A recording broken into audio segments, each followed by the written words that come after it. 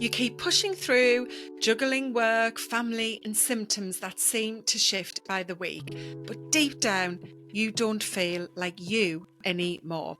You second guess every decision, hide how exhausted you feel, and tell yourself this is just what midlife looks like.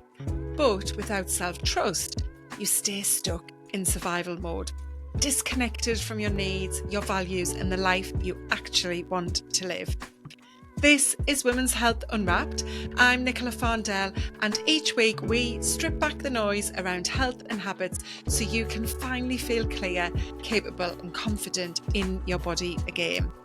And today I'm joined by speaker and TEDx coach Brittany Stinson, who rebuilt her life from burnout and now helps women lead with alignment, starting by learning to trust themselves again. Hi Brittany, welcome to the podcast. Hi, I'm very excited to talk today. Thank you for having me. Yes, you're very welcome. It's lovely to have you with me today. So I know this is going to be an interesting conversation. And if you're a regular listener, you probably think she says that every single episode. And of course I do, because they're all so interesting and inspiring. And yeah, I think this is quite a different topic, one that maybe isn't initially associated with how healthy you are. But as you're going to hear, this is something that absolutely impacts everything about how well you feel. But just before we get into that, I'd love to ask you, Brittany, what your most impactful health habit is in your toolkit at the moment. Ooh, okay. So my hot water with lemon juice in the mornings, first thing, that's like before coffee, before smoothie, before anything else. And I try to do it in a way that's not rushed. I try to really drink it and let my body sort of process it. That's been a game changer in terms of like my hunger throughout the day and trying to feel like, ooh, I got off on the right foot. I started off on the right foot for the day. Oh, you're a girl after my own heart, because that is what I have every single morning. I try to have it, if I'm on holiday, usually it's okay. But when we're recording this, I've been in London for a couple of days and was staying somewhere where I wasn't having breakfast and missed the hot water with lemon. And it's a real ritual for me. And it's something I've probably done for absolutely more than 20 years. It's just part of who I am. Are you someone that switched from caffeine to water, or was this something that you've done for quite some time? Yes, it's new, maybe like in the last year or so. Right. When you said the word ritual, 100%, because I love that morning feeling of like a hot mug, and it just is Yeah. so comforting.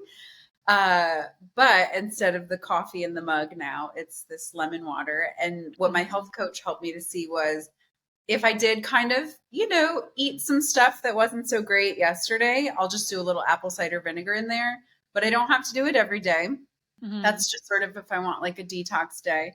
And if I do that, I kind of add a little agave to make it not taste so bad. But the All hot water right. and lemon is a big deal. Yeah.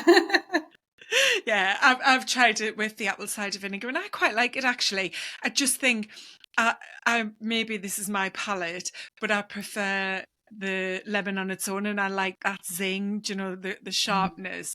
Mhm. I'm fine with that like that. And I do like the taste of apple cider vinegar, but I know a lot of people are a little bit not so good for me.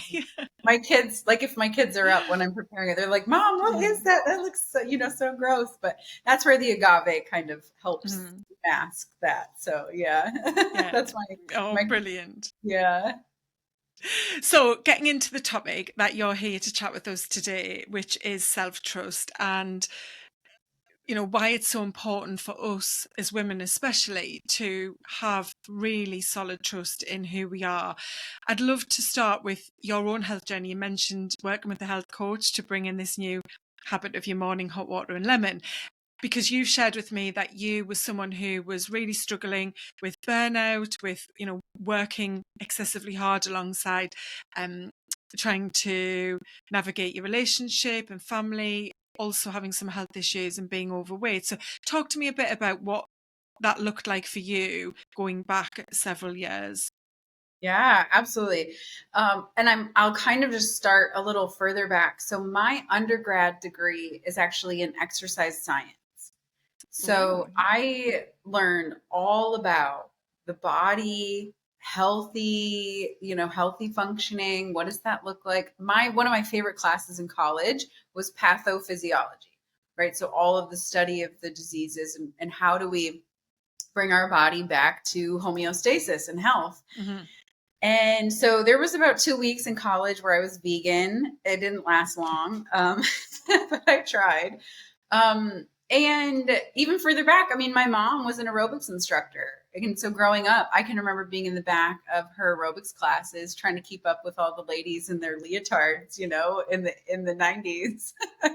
And so for me to get so far from that core of who I was, it was work. It was sacrificing my health day in and day out, making these really small compromises daily where it was like I knew better, but then the coffee, I would add the extra sweeteners. I would add the extra, get a larger size, add the whipped cream. It's extra drive-throughs through the Chick-fil-A. I live in the South. So, you know, and it was just over time. And so it was the food, and then it was the habits of not moving my body, not prioritizing myself, and not doing any of the inner work, right? So I wasn't taking the time to emotionally process my days. I wasn't taking the time to journal. I didn't have a counselor at the time. And from the moment I woke up until the moment I went to sleep, I was consumed with work and trying to launch the business and trying to really just like keep everybody happy and keep everything afloat.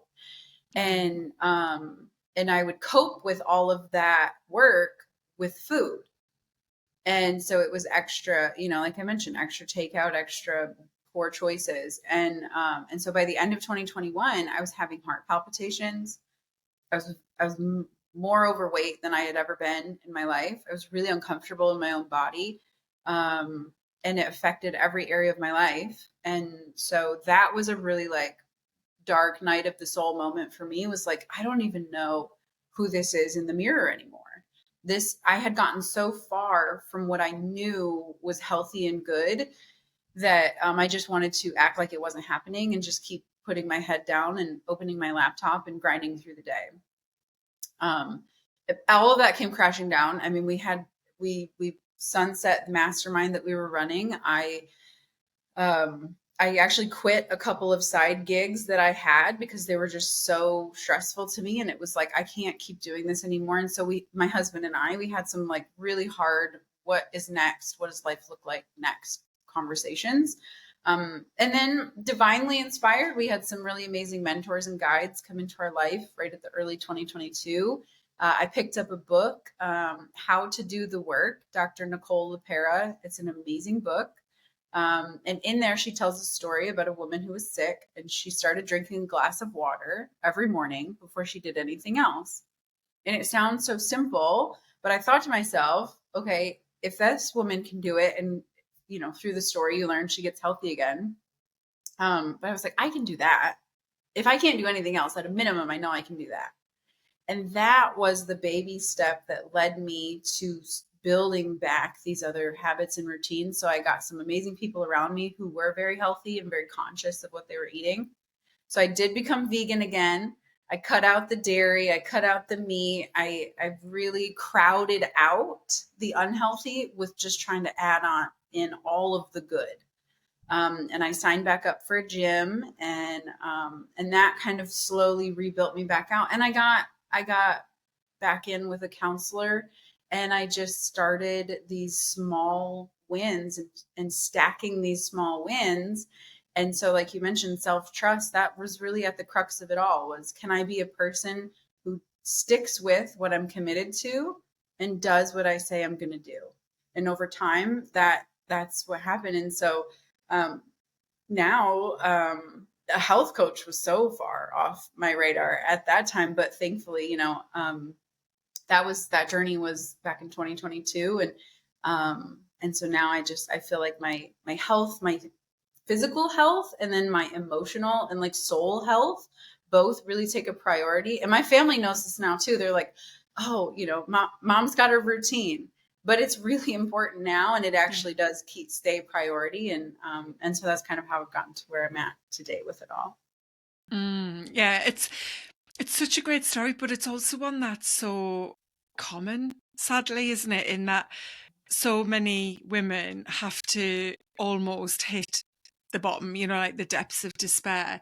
It's something that I talk about, and by the time this episode airs, I'll have shared a special episode for the 3rd-year anniversary of the podcast, and that's what I've focused on, is that commonality that comes through, whether it's from guest experts in an area of health or it's someone telling their own health journey and transformation story, that the same kind of structure to the story always comes through, in that they've had to reach the bottom, they had to hit rock bottom, or they've hit it because someone else in their life who they care for a lot has had their own health trauma or even a loss of someone close to them. That's meant they've looked at their own life and realized how misaligned they are. And I like that's where this topic of self-trust comes in, because I know when I work with clients, particularly my one-to-one program, this comes up. It's part of the program content and what we work through. And they're always really surprised when I ask clients, like, do you trust yourself? And I think, on the surface you can go, well, yeah, of course I trust myself. But then when you think about it, like, do you really trust yourself?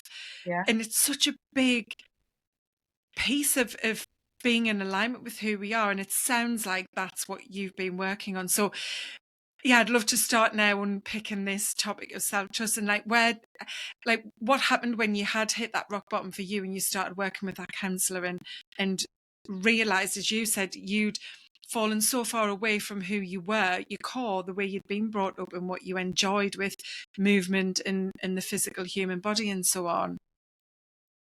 Yeah,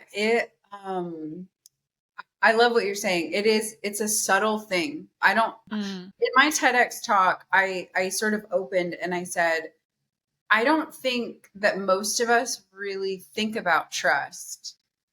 Like, it's not top of mind. It's something that is just sort of like in the undercurrent of our life. And it can really affect how we interact with other people and how we interact with ourselves. And there are certain things that you will go and commit to, or put yourself out there, or start a new habit, start a new routine, be brave enough to walk back into the gym for the first time in a long time, or, commit to a meal plan or invest extra money into healthier groceries. Those things, you'll make those choices if internally or subconsciously I'm going to maximize this opportunity, or I'm actually going to follow through. Not even maximize it, right? It's just like I'm going to actually just follow through. But if we're a person who doesn't really see ourselves as trustworthy, and we've broken that trust so many times in those tiny micro compromises, we won't even take those steps because we've already told ourselves, oh, I'm not going to follow through. It's going to be a waste of money, a waste of time. I'm going to fall flat on my face. It's embarrassing. Whatever narrative we have. So we don't even like make the moves.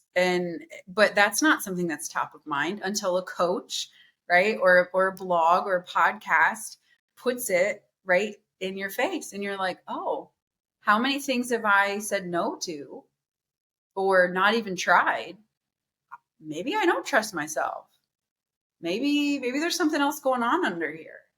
So it's a big question. I love that you asked your clients that question. It's a big one.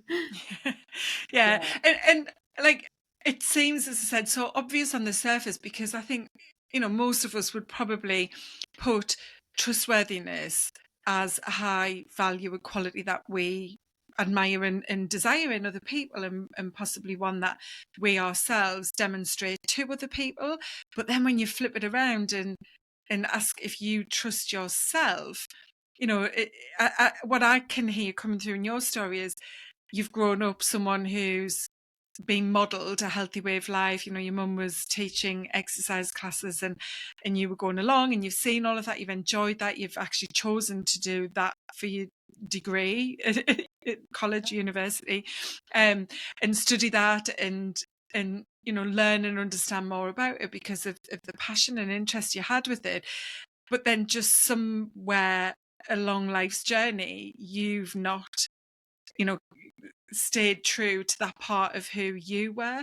And so how did you find your way back to that? And did you, like, would you say that you are that person who has those values of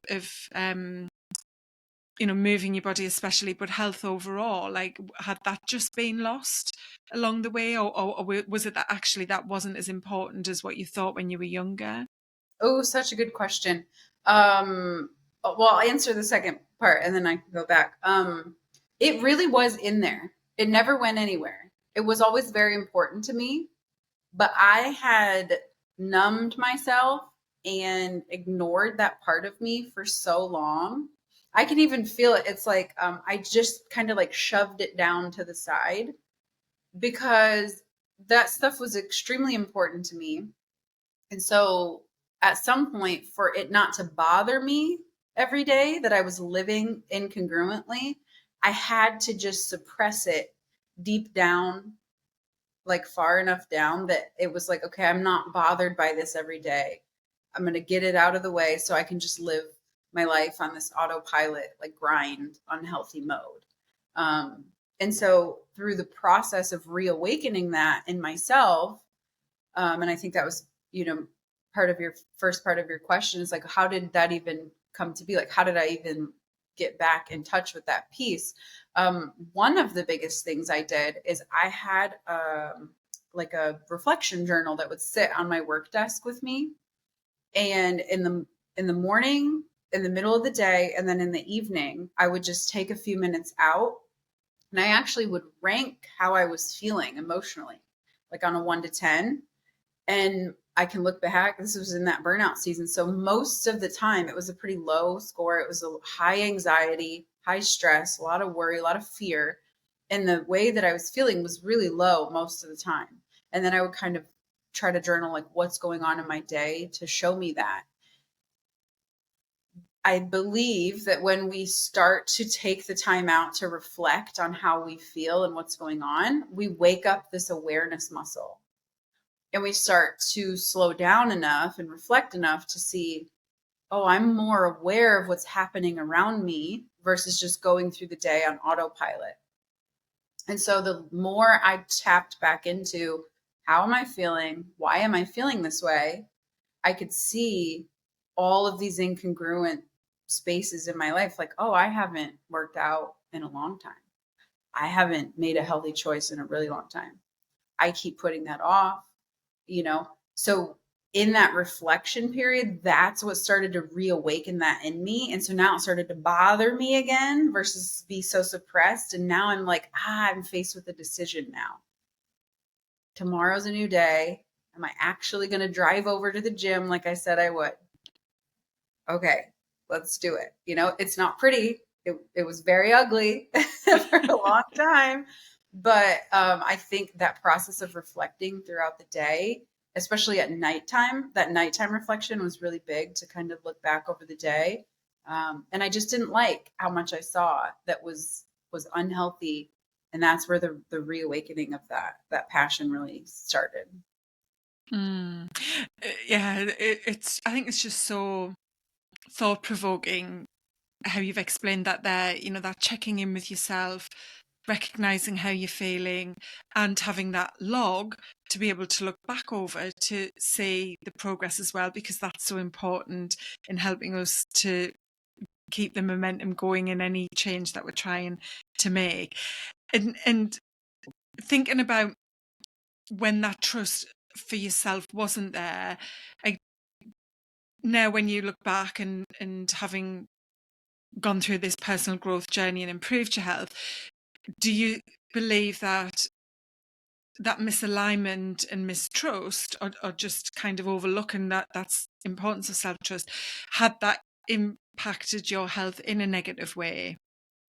Oh, absolutely. Absolutely. I mean, just like on a surface level, making poor choices every day for years led me to being so physically out of shape, and the heart Mm. palpitations and the things that, physically were happening. But then, and I don't know all the research, I actually would be fascinated to go learn more, but just the stress of it, right? The stress of carrying this load and not and coping in all of these unhealthy ways. I know that stress affects our health. I know that it affects our sleep.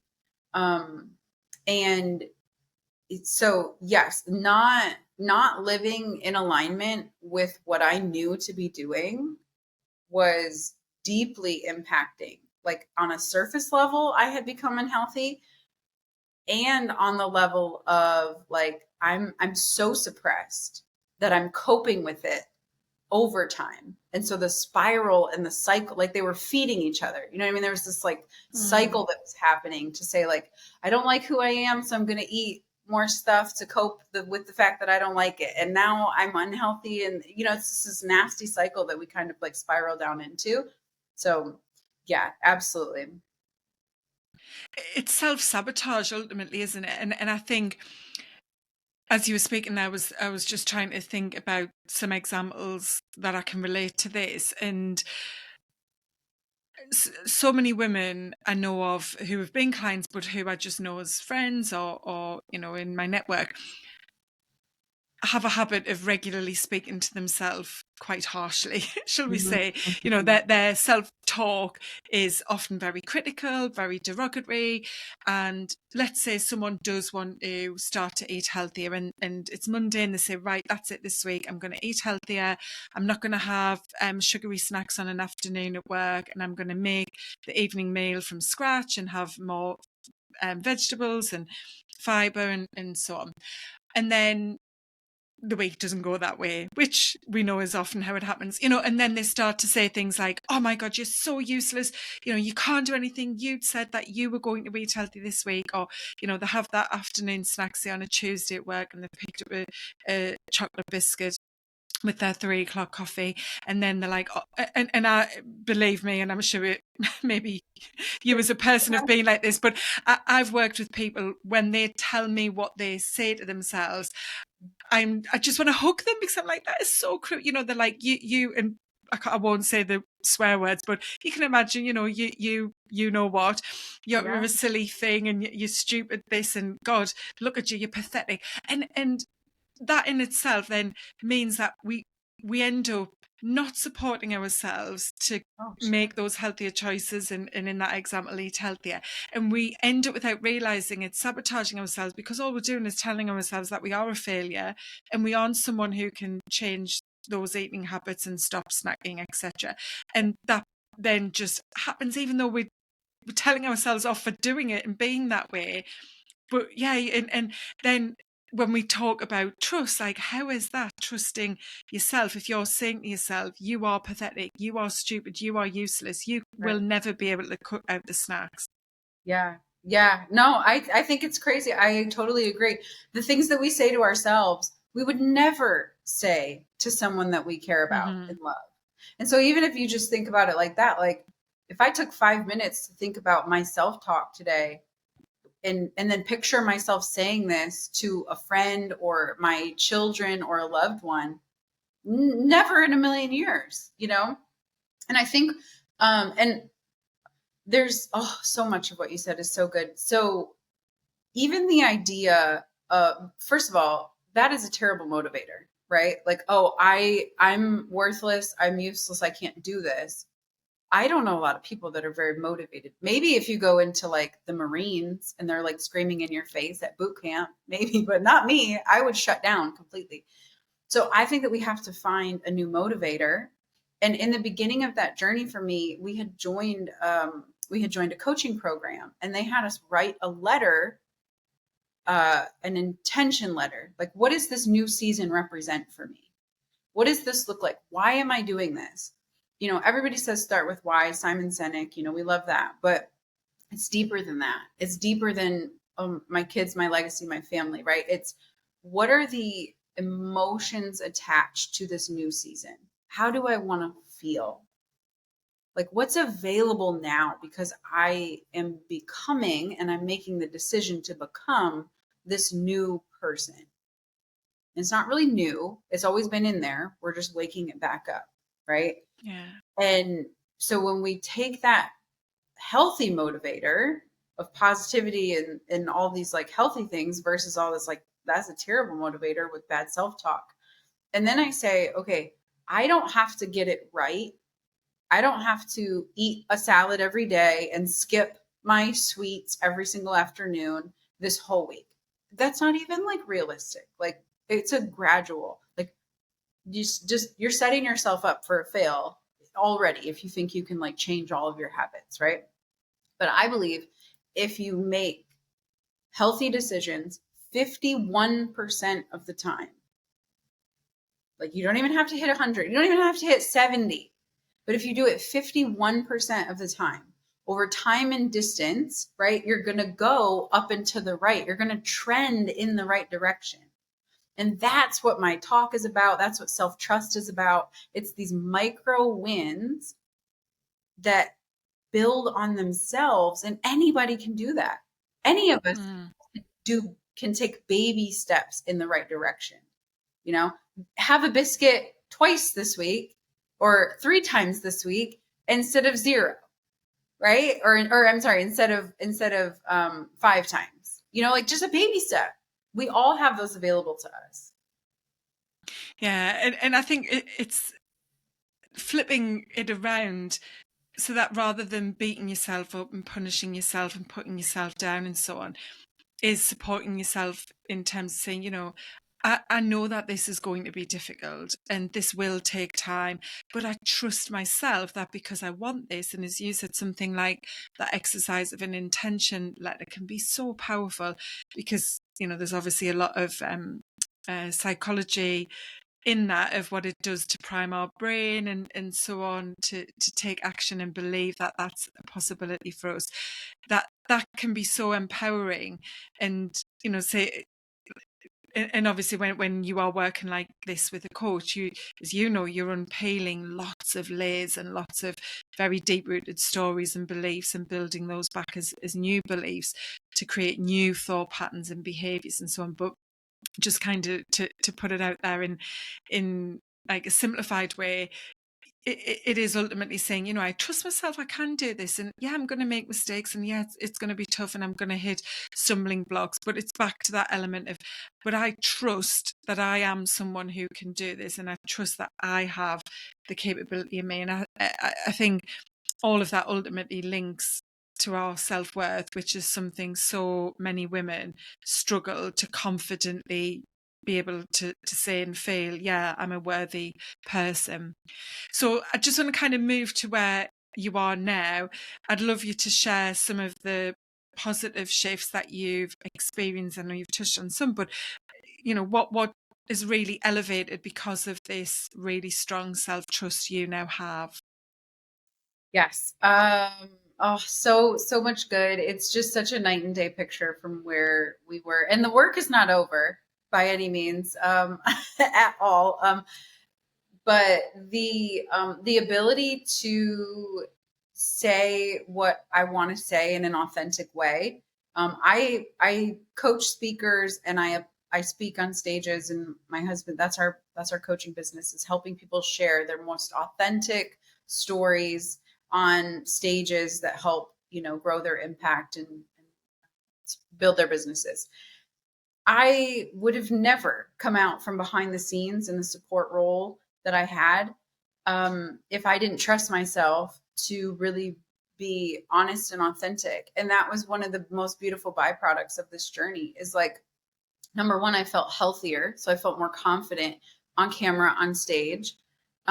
I had more clarity of mind because I knew that I was putting the right things in my body. I'm able to speak from a place of like, hey, I'm not just up here telling you what to do. I'm sharing from my own life experience, and that's the easiest place. to speak from, right? So I'm not grasping for straws outside of myself. Um, and so, yeah, keeping the fundamentals in place. Like right now, I'm pregnant, and I'm like, yeah, I'm feeling real pregnant these days. I'm 30 and a half weeks pregnant. Oh, wow. Yeah, and Congratulations. Yeah. thank you. So it's felt really frustrating at times to feel like, oh, I can't go do all the yoga and all the extra things that I really want to do because physically I just can't. But I have my foundations, the Mm. hot water, the smoothie in the morning. And that for me was a big hack because I do have a really big sweet tooth. So for me to build a smoothie every day that scratches that itch, but is very healthy, I'm putting frozen spinach in there. I'm putting dark cherries in there, bananas. I'm Ooh. using mostly water instead of like all this milk and stuff. I do a dash of almond milk. And then I've got plant-based protein and greens and cinnamon and all this like super yummy stuff, but I still feel like I'm having a sweet treat. That actually helped a lot with my sweet tooth. But so these foundations, and then like, okay, well, I can't go to all the exercise classes I want, but I can go walk the dog. I can go walk on the treadmill. I can do, what I need to do.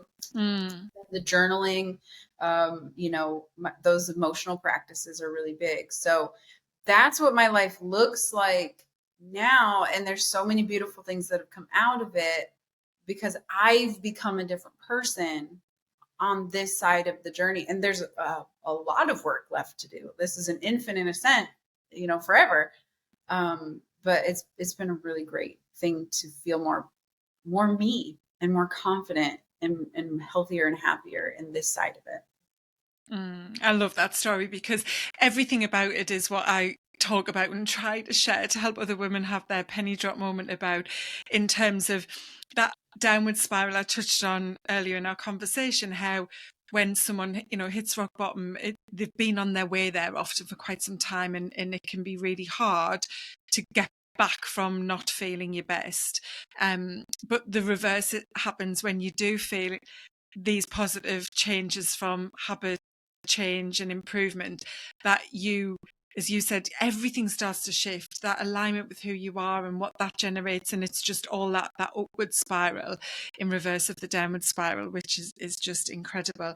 And I think what you've touched on as well, without realizing this, is really important, in that right now you're in a season of life where you are growing a baby inside of you, and I mean, that is just incredible in itself.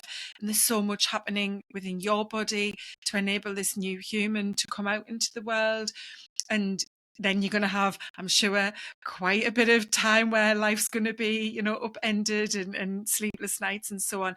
And I think when it comes to wanting to improve health, many of us, I think women especially, have a belief that it's all or nothing. Well, I have to, as you touched on, like, well, I have to have no biscuits across the week, and I have to have 7 healthy breakfasts, and I have to be able to go to the gym. Otherwise, what's the point in working out? But I always try to work on self-compassion. I often say that's the biggest missing piece of the wellness puzzle. We have to be compassionate around where we are in life. And I work obviously mainly with midlife women who are beginning to navigate perimenopause or are right in the midst of it all. And they're really struggling because they want everything to change. And we just can't do that because, one, most of us live very busy lives. Two, it can be very challenging as a human to change anything, let alone everything in your life. And then three, when it comes to wellness specifically, some of it requires investment from time, effort, money, equipment. So there's so much that I'm not saying it's a barrier in a negative way, it's just being realistic. And I think for you to say, yeah, okay, I'm not able to work out as I was and what I was really enjoying since I've really improved my health these last few years. But because of where I am in this pregnancy and everything else, doing some maybe, quite light stretching and walking the dog, or walking with friends, or whatever that might look like, that's fine, that's okay. And knowing that you will get back to a season in life when you have more time and you have more energy, and your body is also more able to do some of that more intensive type of workout. So yeah, that's something I would just mention for you as a little bit of support and advice, to say go easy on yourself and know that it's okay to have this massive period of transition in where you are. And and for those listening to just maybe think about that for yourself. So just before we kind of start to wrap up, Brittany, I'd love to know a bit about your TEDx talk. I know it was on self-trust. Like, what was kind of the core idea you had and shared in that TEDx talk you gave? Yes, yes. Well, first, just thank you for the encouragement. And yes, it's a big season. And so the grace, I love what you said, the self-compassion is Mm, definitely a big missing piece. And I made a decision back when I started the journey that, and I used a very like intuitive eating model. Like I'm just going to listen to my body. And I trusted that as I made healthier choices, my body would crave healthier choices.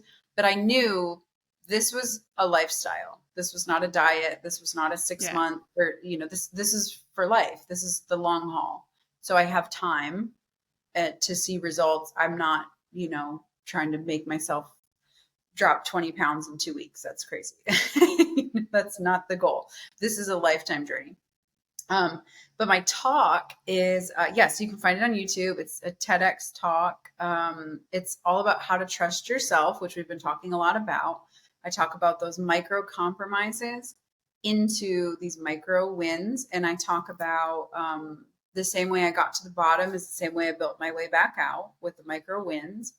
And then how that ability to see ourselves as trustworthy, it relates to how we can trust other people, because I believe that if I can give other people more trust and like go first and offer my trust to them because I see myself as trustworthy. So the projection of, oh, if I'm someone who says I can do what I say I'm going to do, I can offer that trust to them first. And then the reciprocity of that is this really beautiful spiral up. And so they recognize, oh, wow, she's giving me a lot of trust. She doesn't really know me. I can give that trust back to her. And then we have this reciprocal effect. And that's really like the end of the talk, is this reciprocity of trust, and how it can change culture in organizations, teams. It can change your family dynamics. It can change your community. The ability to be someone who can be in relationships of mutual trust, it makes a huge ripple effect in our society. And so that's kind of where the talk lands is, what does it look like if we can all, engage in these mutually trusting relationships? I think we would get a lot more done a lot faster to make our world better, healthier, more enjoyable, more full of love with that mutual trust. I love it. It's such a fantastic concept and idea, and yeah, one that, as you say, just has ripples into so many different areas of our lives. So I'll make sure to pop a link in the episode notes to go and check out Brittany's TEDx talk. So to wrap us up, I always ask guests to give 3 simple steps, and I love this because it's going to completely align with your approach to things, with your minimums and those micro wins and so on. Yeah, what would be 3 small steps you would suggest someone start to take to build their own self-trust? Okay.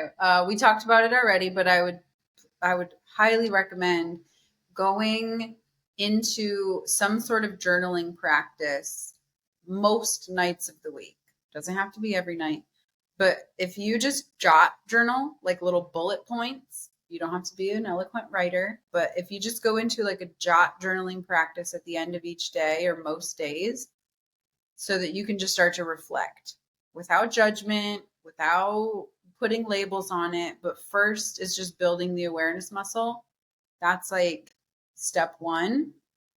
And then borrow my glass of water in the morning, or, our hot lemon water, right? Tell yourself that it's an anchor to this healthy path that you're on. It's a very easy, inexpensive choice to make, but what the choice represents is so big that it's a really good, for like the journaling in the evening and then the water in the morning. Those two alone, I think you would start to feel like a whole new person after a couple of weeks of doing those two things.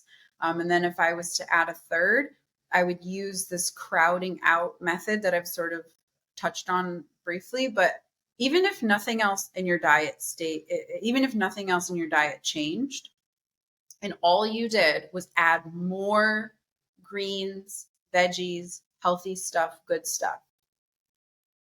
Do everything the same, but add in more good stuff. I believe that you'll crowd out, your body will crave the good more often. So the journaling, the water, and then the crowding out with just piling on all the veggies you can, as much as you can.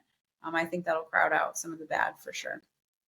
Oh, they're amazing tips. I really like them. And I love that phrasing you said for the water of it being an anchor to a healthy path. And I haven't explained it in that way, but I totally align with that. And it is about finding those things that kind of ground you and help build your identity. And also with that last one of crowding out. Absolutely. You know, when I used to work in an office pre-COVID days, there would be snacks and treats almost daily. And I just didn't eat them. And people would say, oh my God, you've got so much willpower. Like, how are you so strong and don't cave in? It was just kind of like, because I just don't need them. Like, I have a very sweet tooth. I do like sweet things and cakes.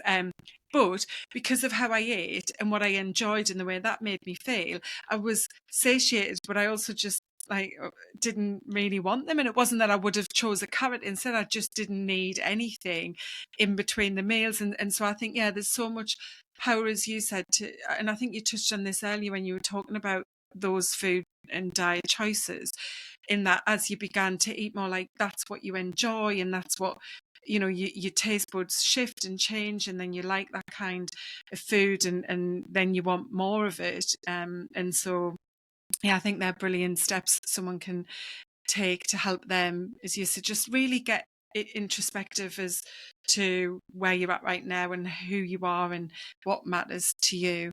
So I've really enjoyed this conversation. It's been fantastic. I love digging into stories like this. If anyone wants to connect with you, where would be the best place to do that? I'm most active on Instagram. So it's just Brittany_Stinson.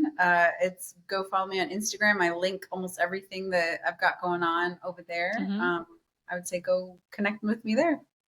Oh, fantastic. And when is the baby due? November 24th. So she'll be a Thanksgiving baby. I was just going to say, yeah, that must be around Thanksgiving time. Yeah. Oh, how lovely. And yeah, hopefully, you know, everything goes really well and you've got your new daughter with you for Christmas and to see in the end of the year. And I wish you all the best. You already have children, don't you? I do. This is baby number 5. So 5? Oh, yeah. Wow. You are literally a seasoned pro. So I've got a lot of help. I've got some amazing, I've got 3 girls and then a baby boy, he's 2.5, and now girl number 5. And then we've got to be done. Otherwise we need like a bigger car and house. So we're maxed out. This is it. Oh, that's so lovely. Yeah, you're going to have a very, very busy, fun end of the year then with all of the events, yeah, over the holiday season, I'm sure. Oh, well, it's been great chatting, Brittany. Thanks so much for sharing your passion and time. Oh, thank you so much. If something in this conversation resonated, if you've been feeling out of alignment or like you've lost trust in yourself, you're not alone. And it's not too late to shift things. Brittany's story is a powerful reminder that you can rebuild from burnout, find your footing and create a version of midlife that actually feels good, grounded, healthy and fully yours. If you're ready to take the first step, I've created a free midlife reset quiz to help you uncover what's really going on beneath the surface, whether it's fatigue, frustration or that quiet sense that something's off. Head to the show notes and use the link to take the quiz. It gives you your own personal report in just 2 minutes, and it might be exactly what you need to start moving forward with more clarity and ease. Thanks for listening, and I'll see you in the next episode.